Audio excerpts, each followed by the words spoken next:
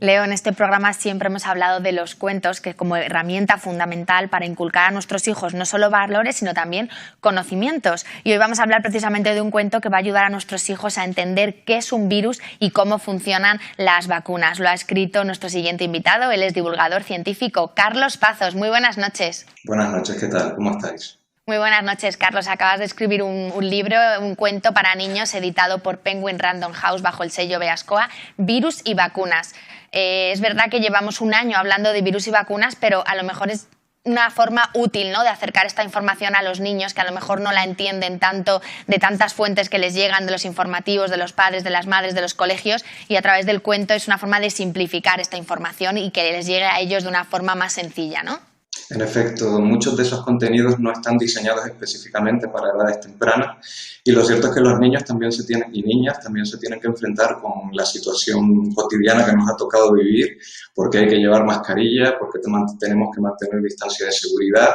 Todo ese tipo de cuestiones a veces no tienen un contexto para los niños y las niñas, y adaptarles ese contenido para que lo entiendan, no solo en un formato escrito, sino también a través de los dibujos y la ilustración, les puede ayudar a precisamente asimilar una situación, tener un porqué y eventualmente comportarse más adecuadamente a esta situación que tenemos todos que afrontar, pues por lo menos con un conocimiento, pues como he dicho, adaptado a ellos.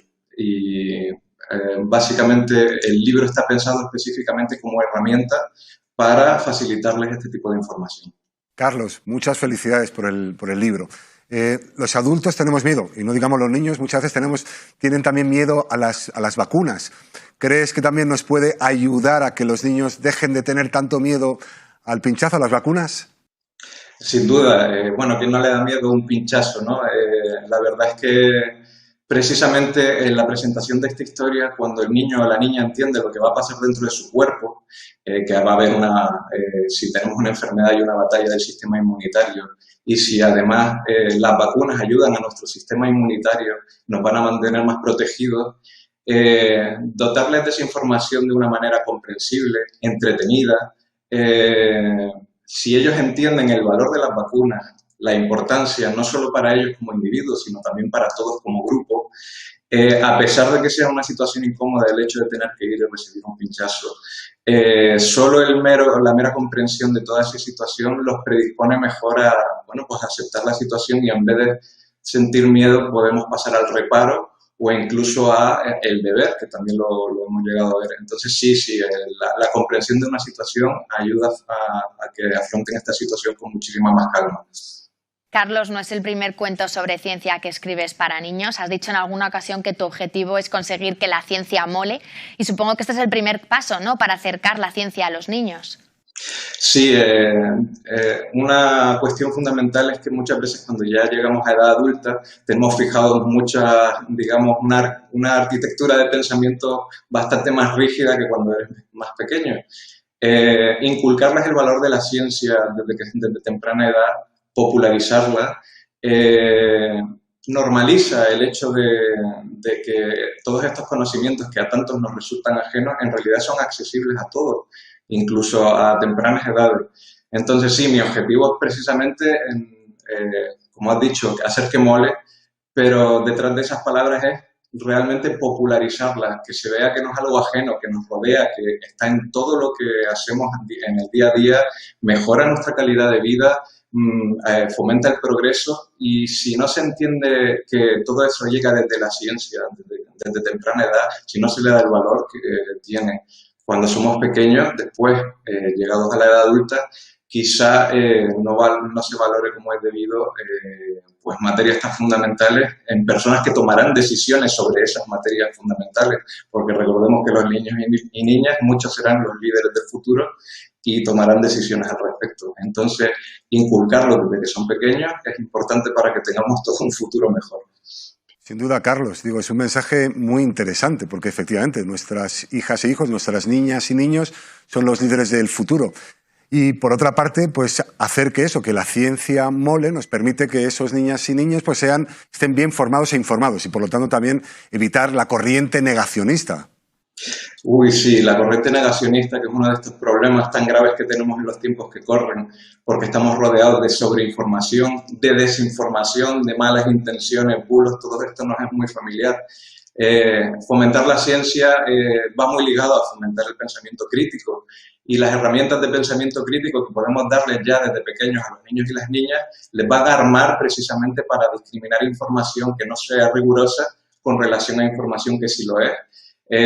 No solo me refiero incluso a la que nos llega con malas intenciones, sino también la que nos llega por desconocimiento del informador, que también a veces ocurre.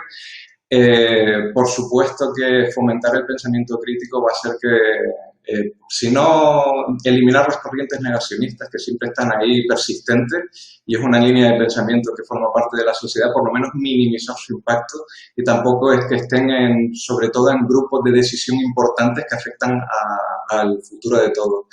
Entonces, como dije antes, los niños y niñas van a ser los líderes del futuro. Si esos líderes además van impregnados de un pensamiento crítico fuerte, probablemente estaremos en manos seguras. Carlos, este libro forma parte de la colección Futuros Genios, en los que abordas otros temas para acercar la ciencia a los niños. ¿Qué otros temas aparecen en esta colección?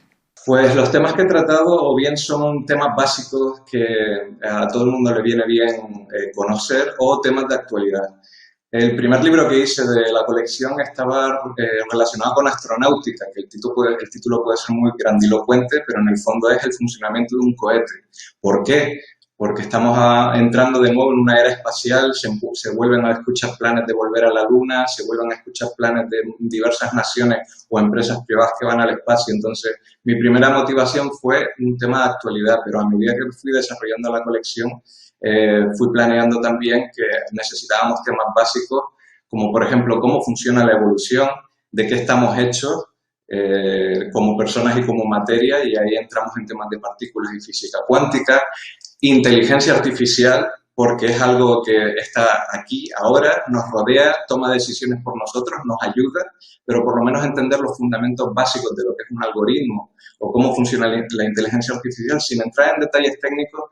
Todo esto, a través del cuento, le da al niño y a la niña un contexto, una información que le enseña que nada de esto es magia, que todo tiene detrás una razón de ser y un funcionamiento, y en el futuro quizá también se dediquen a algunas de estas materias que serán muy necesarias. Entonces, el propósito de Futuros Genios es, pues eso, tocar materias o de actualidad o de conocimiento obligatorio casi. Carlos, llevamos un rato hablando de este cuento, pero todavía no nos lo hemos visto. ¿Nos lo enseñas? Sí, que menos. Gracias a que me lo preguntaste. Sí, lo tenía aquí preparado, cómo no. Como veis, son dibujos muy sencillos, muy entrañables para todos los públicos y muy coloridos, pues para que los niños los acepten y la estética les encante. Entonces, gracias por preguntarme, y esta sería la portada. ¿Quieres ver alguna página o te vale con esto?